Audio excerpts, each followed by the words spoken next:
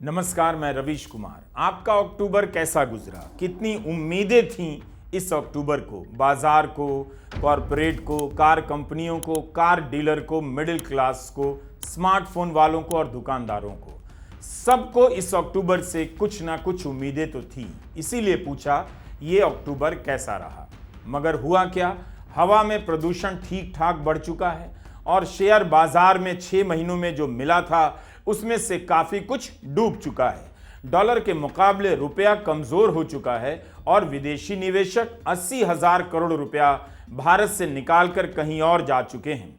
दिल्ली में प्याज सस्ता तो नहीं था इस बार, लेकिन उसके दाम की चर्चा क्यों नहीं हुई? सोचिए, दिल्ली में मीडिया है, दिल्ली वालों के लिए नासिक से प्याज लाया गया, लेकिन उस ट्रेन का भी कवरेज नहीं दिखाया गया।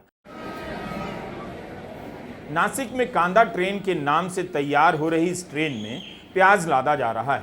केंद्र सरकार ने ऐलान किया कि 42 वैगन की एक ट्रेन भरकर दिल्ली लाई जाएगी और सरकार सस्ते दामों पर प्याज बेचेगी। हिंदुस्तान टाइम्स के जिया हक ने सूत्रों के आधार पर रिपोर्ट किया कि 1600 टन प्याज दिल्ली एनसीआर में लाया जा रहा है। 52 ट्रकों के बराबर प्याज है। ऐसी ही ट्रेन लखनऊ और वाराणसी भेजने की बात इस रिपोर्ट में है। 17-18 अक्टूबर को ऐसी खबरें छपी थी कि दिल्ली में प्याज का भाव 70 रुपए किलो तक पहुंच गया है। इसलिए केंद्र सरकार 30 से 35 रुपए के आसपास प्याज बेचना चाहती है। बिजनेस स्टैंडर्ड के संजीव मुखर्जी ने लिखा है कि यह पहली बार है कि केंद्र सरकार ने इस तरह से प्याज के दाम कम करने के लिए हस्तक्षेप किया है। बिजनेस स्टैंडर्ड की रिपोर्ट में लिखा है, दिल्ली और आसपास के बाजारों में कुल 2,500 टन प्याज भेजा जाएगा। तो दिल्ली वालों से पूछ लीजिए, क्या उन्हें प्याज 30 रुपया किलो मिलने लगा है? नासिक से प्याज खरीदकर लाया जा रहा है, दिल्ली वालों के लिए या नासिक में गुड फीलिंग पैदा करने के लिए? प्याज बेल्ट के नतीजे ही बताएंगे कि केंद्र सरकार की इस खरीद का महाराष्ट्र की राजनीति पर क्या असर पड़ा। फिलहाल सवाल यही है कि क्या प्याज केवल दिल्ली में महंगा है? दिल्ली वालों को ही क्यों 35 रुपए किलो प्याज मिलने चाहिए? मिल रहे हैं या नहीं, पता तो कीजिए। क्या दिल्ली में नासिक से प्याज आने के बाद प्याज की कीमतें सस्ती हो गई हैं? एक ऑनलाइन कंपनी की वेबसाइट पर प्याज 96 रुपया किलो है, लेकिन डिस्काउंट के बाद 73 रुपया किलो मिल रहा है। आगरा में टमाटर 80 रुपए किलो है और प्याज 60 रुपए किलो। हिंदू के विकास दूत की रिपोर्ट के अनुसार सितंबर में खाने के दामों में 9.24% की वृद्धि देखी गई, जिससे कुल महंगाई की दर 5.5% हो गई। ये 9 महीनों में सबसे अधिक दर रही। आरबीआई की लक्षित 4% दर से बहुत अधिक। ग्रामीण क्षेत्र में महंगाई की दर 6% बताई जाती है। अगस्त में सब्जी की महंगाई दर 10.7% थी, जो सितंबर में बढ़कर 36% हो गई। गांव में भी उतनी महंगाई है, लेकिन दिल्ली वालों के लिए प्याज ट्रेन से लाई जा रही है। पिछले कुछ हफ्तों में आपको तमाम ऐसी खबरें मिल जाएंगी। 15 अक्टूबर के हिंदुस्तान अखबार के अरुण चड्ढा की यह रिपोर्ट देखिए। हेडलाइन है कि सब्जियां 6 महीने में इतनी महंगी हो गई हैं जितनी 10 साल में नहीं हुई। लिखा है कि आरबीआई के आंकड़ों के अनुसार सब्जियों की कीमत में जितना उछाल 2011 से 2020 के बीच आया, उससे ज्यादा तेजी चालू वित्त वर्ष के 6 महीनों में दर्ज की गई है। सोचिए, 6 महीने में इतने दाम बढ़ गए जितने 10 साल में नहीं बढ़े। पर क्या खबरों के शोर में इस खबर की आवाज आपको सुनाई दी? भीषण गर्मी, बेमौसम और असामान्य बारिश को इसके लिए जिम्मेदार बताया गया है। 10 साल जैसी महंगाई 6 महीने में आ गई। क्या आपकी आमदनी इस अनुपात में बढ़ी है? हिंदू अखबार में आंकड़ों का एक विश्लेषण छपा है कि पिछले साल के अक्टूबर के मुकाबले इस साल अक्टूबर में महंगाई 50% से ज्यादा है। हिंदू का कहना है कि आपकी आमदनी के बढ़ने की रफ्तार बहुत धीमी है, उससे कहीं ज्यादा रफ्तार से महंगाई बढ़ती जा रही है। पूरा पन्ना भर के छापा गया है हिंदू में। क्या आप भी अपने महीने का बजट इसी तरह से जोड़ते हैं? पिछले साल इसी हफ्ते के मुकाबले इस साल अच्छे और सेहतमंद खाने की एक थाली 52% महंगी हो गई। इसके सामने आमदनी और वेतन में औसतन 9 से 10% की ही बढ़ोतरी हुई।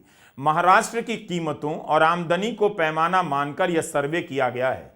हिंदू ने लिखा है कि सैलरी पाने वाली क्लास के मुकाबले इसका ज्यादा बुरा असर असंगठित मजदूरों पर पड़ा है। नतीजा यह है कि पहले के मुकाबले आम आदमी की आमदनी का ज्यादा बड़ा हिस्सा खाने पीने पर ही खर्च हो जा रहा है।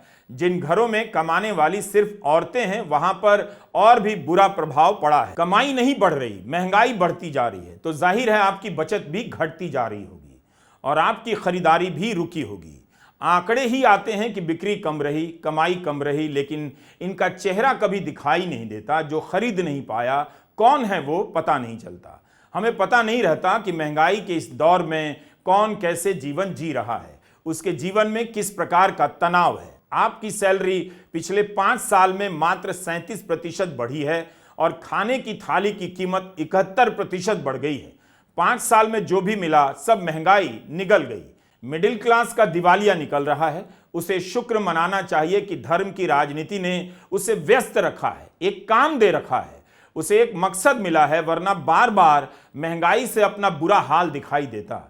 एक समय था जब मिडिल क्लास महंगाई को लेकर काफी संवेदनशील होता था। लगता था महंगाई से उसकी लड़ाई चल रही है, मगर अब वह महंगाई को स्वीकार कर चुका है। उसकी पहचान अब मिडिल क्लास की नहीं रही। वह एंटी मुस्लिम राजनीति में अपनी पहचान खोज चुका है। उसे नया नारा दे दिया गया है, बटेंगे तो कटेंगे, बचेगा तो ही बढ़ेंगे। इस तरह के नारे से मिडिल क्लास बहुत दूर चला गया है।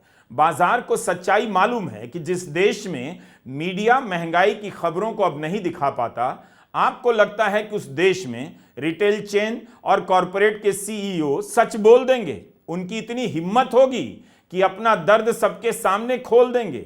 अब कॉरपोरेट वाले बोलते भी नहीं, उनकी भी हालत बहुत खराब है। 10 साल हो गए उन्हें बोले हुए। कोई बोलता भी है तो बाकी सब चुप हो जाते, उसके साथ सुर में सुर नहीं मिलाते हैं। 23 अक्टूबर के कुछ अखबारों में यह खबर छपी है। उपभोक्ता सामान बनाने वाली कंपनी नेस्ले के चीफ ने कहा है, एफएमसीजी उत्पादों की बिक्री घट रही है क्योंकि मिडिल क्लास का आकार सिकुड़ रहा है। नेस्ले के मुख्य प्रबंध निदेशक सुरेश नारायणन का बयान है कि बहुत दिनों तक उपभोग में 3 से 4% की वृद्धि नहीं चल सकती। यह देश की अर्थव्यवस्था के लिए अच्छा नहीं होगा। नेस्ले इंडिया उपभोक्ता उत्पाद बनाती है। 2016 से 2022 तक इस कंपनी ने 6 से 7% की विकास दर देखा, लेकिन इस साल की 2-3 तिमाहियों में यह काफी कम है। दूसरी तिमाही में 1.5% से भी कम हो चुका है। इसी संदर्भ में मार्च 2024 का सुरेश नारायणन का यह बयान देखिए। सीएनबीसी के एक कार्यक्रम में उन्होंने कहा कि भारत में उपभोग का इतिहास मजबूत रहा है, मगर हमें मिडिल क्लास और अपर मिडिल क्लास के उपभोग में पैदा होने वाली अड़चनों की तरफ देखना होगा। इस हिस्से को जो कठिनाई हो रही है उस पर ध्यान देने की जरूरत है।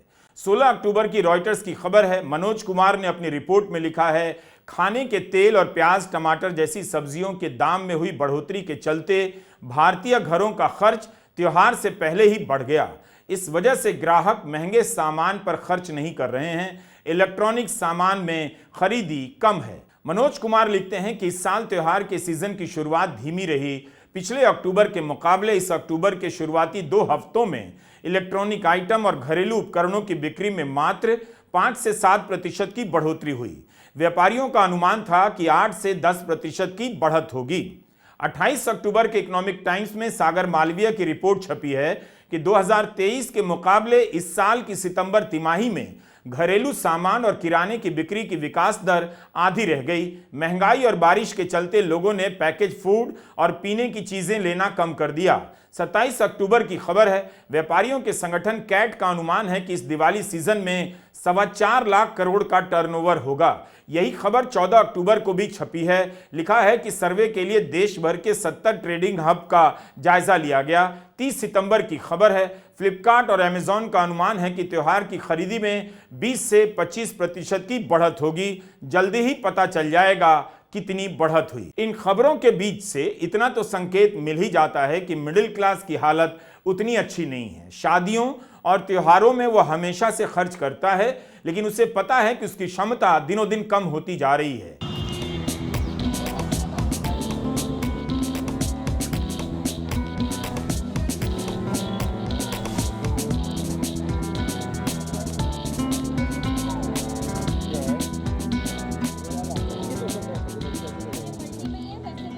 बाजार में रौनक तो खूब है। दिवाली के समय बहुत सारे स्टॉल लगा दिए जाते हैं। जगह कम पड़ जाती है तो 10 लोग भी भीड़ बना देते हैं। क्या दुकानदार खुश हैं? सच तो कोई बोलता नहीं। पूछने पर एक ही जवाब आता है, धंधा मंदा है।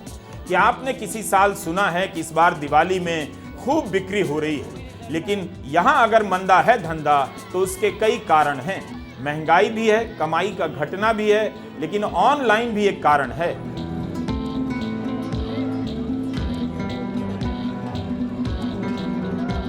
रत्नभूषण और सागर मालवीय की 25 अक्टूबर की रिपोर्ट है। शहरी किराना के लिए यह दिवाली मुश्किल होने वाली है। जनरल ट्रेड डिस्ट्रीब्यूटर्स ने बिक्री में जुलाई से लेकर अब तक महीनेवार 25 से 30% की गिरावट देखी है। इसी समय में क्विक कॉमर्स यानी घर पर होने वाली तुरंत डिलीवरी की बिक्री में बढ़ोतरी देखी जा रही है। सारी खरीदारी ऑनलाइन होगी तो ऑफलाइन में भीड़ कम दिखेगी। ऑनलाइन की बड़ी कंपनियों के पास डिस्काउंट देने की क्षमता ज्यादा होती है। मार्केट के दुकानदार इस मामले में पिछड़ जाते हैं। दुकानदारों ने एक कारण यह भी बताया कि इस बार दिवाली महीने के अंत में पड़ रही है, जब सैलरी का सारा पैसा खत्म हो चुका होता है। इस वजह से भी लोग कम खरीदारी कर रहे हैं। मंदा है? नहीं, बाजार में इतने सारे लोग हैं, मंदा कैसे है? लेकिन वही है ना, अभी एक तो 1 से 10 तारीख होती तो सैलरी वगैरह आ चुकी होती है। उसका भी बहुत बड़ा चक्कर है। सब यहाँ नौकरी वाले ही। अच्छा, तो 1 से 10 के बीच में ही लोग खरीदता है।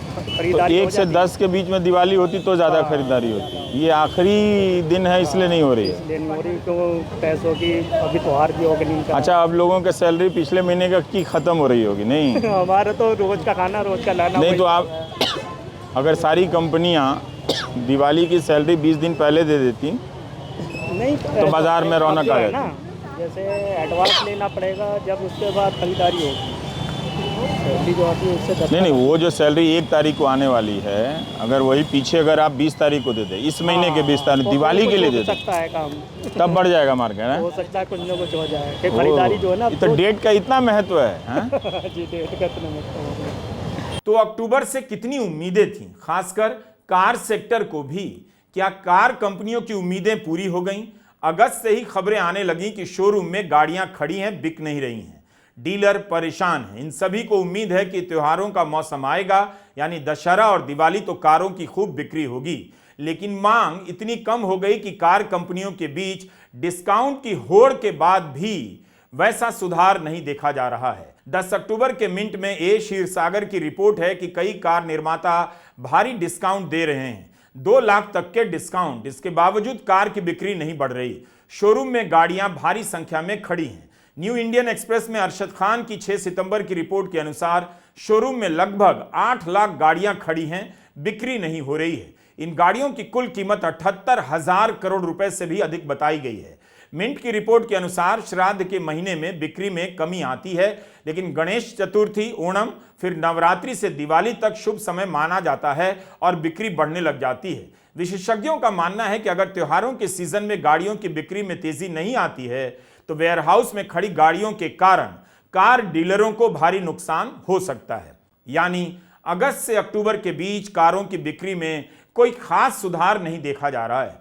Hyundai का आईपीओ आया, वैसा उत्साह नहीं दिखा, जबकि इसके पहले के कई आईपीओ में खूब निवेश हुआ। होता भी तो कैसे? मिडिल क्लास की कमाई 3 महीने में आसमान तो छू नहीं सकती। कॉरपोरेट का भी प्रदर्शन इस दौरान अच्छा नहीं रहा। उससे ज्यादा तो आम आदमी टैक्स देने लगा है। भारत सरकार को जो टैक्स मिलता है उसमें आम लोगों की हिस्सेदारी कॉरपोरेट से ज्यादा हो गई है। जुलाई से सितंबर के तिमाही के नतीजे भी तो बहुत उत्साहजनक नहीं है। पिछली तिमाही की तुलना में भी सुस्ती नजर आ रही है। कारों का ना बिकना अर्थव्यवस्था के लिए अच्छा नहीं है, लेकिन किसी शहर की आबो हवा के लिए बहुत अच्छा है। 2016 में पहली बार दिल्ली के स्कूल बंद कर दिए गए कि हवा में कार्बन का जहर फैल गया है। 7 साल बाद भी इसमें कोई बदलाव नहीं आया। इस बार का अक्टूबर भी दिल्ली के लिए वैसा ही रहा, जेब खाली करता रहा और दम फुलाता रहा। अक्टूबर की दिल्ली। अभी लोग सप्तपर्णी की खुशबू को याद करते हुए फेसबुक पर लिख ही रहे थे कि दिल्ली की हवा कार्बन के सूक्ष्म कणों के भर जाने से जहरीली हो गई। कोहरे के आने के पहले ही दिल्ली की सुबह धुंधली हो गई, छींकें आने लगी, आंखें दुखने लगीं और अक्टूबर की पहचान बदल गई। लेकिन नोस्टाल्जिया में अक्टूबर किसी और ग्रह का महीना अब भी है। दिल्ली में अक्टूबर का महीना एयर प्यूरिफायर की बिक्री का महीना है। सबको पता है कि दिल्ली में गाड़ियों से प्रदूषण फैल रहा है, लेकिन कारों की जगह टीवी में पराली का जलना विलेन के रूप में दिखाया जाता है। अक्टूबर का महीना दिल्ली के लिए झूठ और सांस की बीमारियों का महीना हो गया है। इस अक्टूबर का रोमांस जितनी जल्दी हो अब छोड़ दीजिए। प्रदूषण दूर नहीं हो रहा है, लेकिन अखबारों में प्रदूषण से बचने के तरीके बताए जाने लगे हैं। बच्चों पर क्या असर पड़ेगा, महिलाओं पर क्या असर पड़ेगा, बुजुर्गों पर क्या असर पड़ेगा, इस तरह से अलग अलग वैरायटी और कैटेगरी की रिपोर्ट छापी जाने लगी है। इसके बाद भी हवा में कार्बन का जहर बढ़ता ही जा रहा है। जो शहर बच्चों और बुजुर्गों के लिए सुरक्षित नहीं है, वो फिर किसके लिए है? सरकार अजीब अजीब तरह के फैसले ले रही है। पार्किंग की फीस डबल कर देने से क्या प्रदूषण कम हो जाएगा? लोगों की जेब कट जाती है उल्टा। 28 अक्टूबर के मिंट की खबर देखकर लगा कि डिस्काउंट के सीजन में जुर्माने की भी बहार आने वाली है। पूजा दास ने लिखा है कि पर्यावरण संबंधित जुर्माना अब 15 लाख तक किया जा सकता है। अगर पराली या कचरा जलाते हुए कोई पाया गया तो वहीं पर 15,000 तक का जुर्माना होगा। पर्यावरण का उल्लंघन तो सबसे अधिक सरकार करती है, उस पर कौन जुर्माना लगाएगा?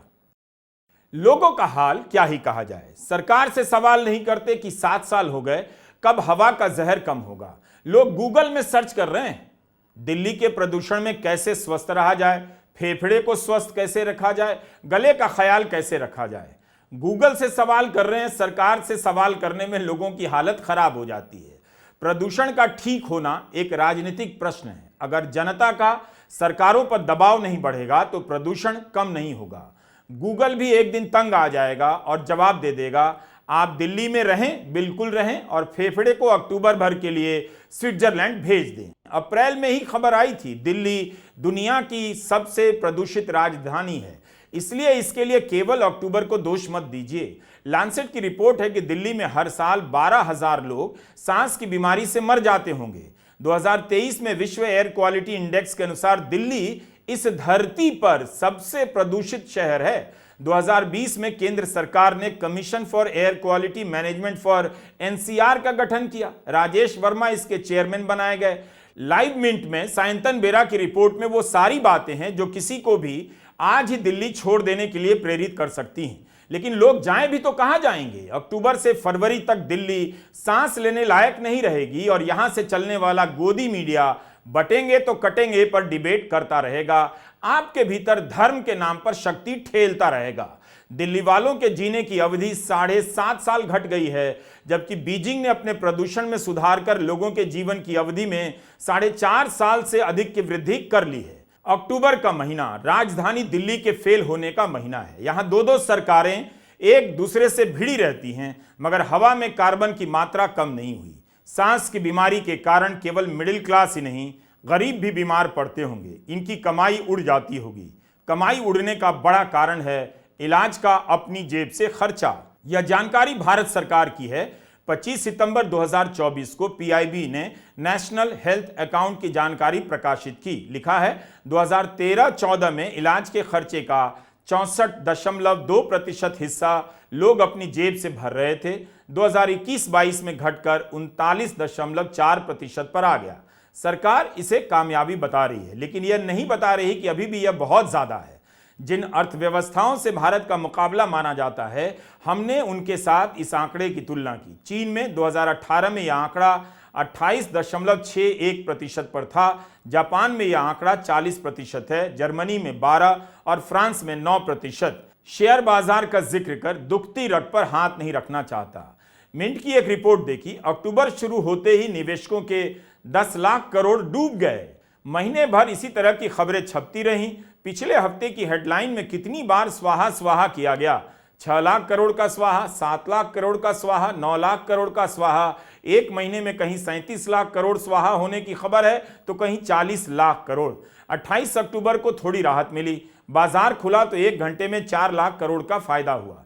27 अक्टूबर को बिजनेस स्टैंडर्ड ने लिखा है सेंसेक्स की टॉप 10 कंपनियों में से 9 का मार्केट कैप 2 लाख करोड़ रुपए घट गया। एक महीने में सेंसेक्स और निफ्टी में काफी गिरावट देखी गई। साल के 6 महीने में बाजार में काफी मुनाफा दिखा था, मगर केवल एक महीने में 43% उड़ गया। जो जाता है वो कुछ समय बाद लौट भी आता है और कुछ नहीं भी लौटता है, मगर 43% पैसा अगर 1 महीने में चला जाए तो किसे अच्छा लगेगा। 28 अक्टूबर को बाजार ने वापसी की है, लेकिन अभी जो गया है वो पूरी तरह से लौटा नहीं है। उसके लौटने से भी बाजार की हालत में सुधार नहीं होने वाला। आईटी कंपनियों का राजस्व काफी घटने लगा है। इस हाल में वहां नौकरियां क्या ही बढ़ेंगी और सैलरी क्या बढ़ेगी। विदेशी निवेशकों ने 80,000 करोड़ रुपया भारत से निकाल लिया। वित्त मंत्री का यह बयान क्या उनकी झुंझलाहट की तरफ इशारा कर रहा है? वॉशिंगटन में उन्होंने कह दिया, टेक्स्ट बुक के अनुसार जहां की अर्थव्यवस्था अच्छी होती है वहां निवेश बढ़ता है। मैं पूछना चाहती हूं, निवेश करने वाले फंड कहां हैं, निवेशक कहां हैं, उन्हें और क्या चाहिए, कौन सी बात उन्हें रोक रही है? यही बात हम भी समझना चाहते हैं कि इतना ढोल पीटा जा रहा है, भारत में मिडिल क्लास की हालत क्यों पतली है? क्यों मार्केट में एक नारा चल पड़ा है, buy China sell India, Bharat में बेचो चीन में खरीदो। दिवाली की चिंता मत कीजिए, वो तो वैसे भी अच्छी रहेगी। लोग लक्ष्मी के स्वागत की तैयारी करेंगे ही। भारत का आम नागरिक त्योहारों में सजावट कर लेता है। बात है उस बाजार की जहां आपकी आर्थिक शक्ति का अंदाजा मिलता है, जहां आप शान से जाते हैं, जेब से नोट निकालते हैं और खरीदते हैं। अक्टूबर 2024 को आप कैसे याद रखना चाहते हैं? हवा में कार्बन के फैलने पर बीमार होने के कारण, या जेब में पैसे ना होने पर बाजार से लौट आने के कारण? नमस्कार, मैं रवीश कुमार।